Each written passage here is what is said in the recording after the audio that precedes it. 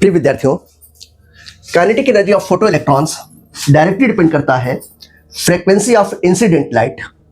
अगर incident light की frequency बढ़ेगी तो kinetic energy of photo electrons भी बढ़ेगा।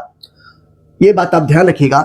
और ये नीट और जेईई के एग्जाम में पूछा हुआ क्वेश्चन है मल्टीपल टाइम्स, जिसे बच्चे गलत कर देते हैं।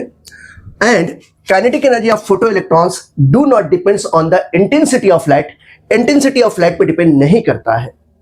जब हम लोग बात करते हैं कि नंबर ऑफ फोटो इलेक्ट्रॉन्स की बात करते हैं, तो जो नंबर ऑफ फोटो इलेक्ट्रॉन्स होता है वो फ्रीक्वेंसी पे डिपेंड नहीं करता है। वो किस पे डिपेंड करता है? इंटेंसिटी ऑफ इंसिडेंट लाइट पर।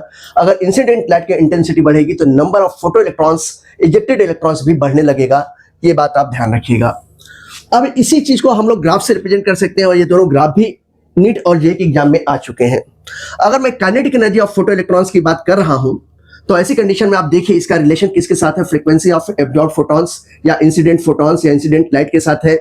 तो जब आप देखिए कि जो ये न्यू नॉट है, इसको कहते हैं थ्रेशोल्ड फ्रीक्वेंसी। थ्रेशोल्ड फ्रीक्वेंसी वो मिनिमम फ्रीक्वेंसी होता है जो किसी भी एटम से इलेक्ट्रॉन को बाहर निकालने के लिए रिक्वायर्ड होता है।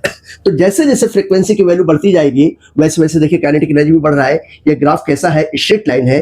स्ट्रेट लाइन का मतलब क्या हुआ कि अगर फ्रीक्वेंसी इंक्रीज होगी तो काइनेटिक एनर्जी भी इंक्रीज होगी। फिर दूसरी बात, अगर आप यहाँ पे देखें तो kinetic energy of photo electrons की मैं बात करूं तो kinetic energy of photo electrons किस पे डायरेक्टली डिपेंड करेगा? ये इंटेंसिटी पे डिपेंड नहीं करता, मैंने आपको बताया है, ठीक है ना।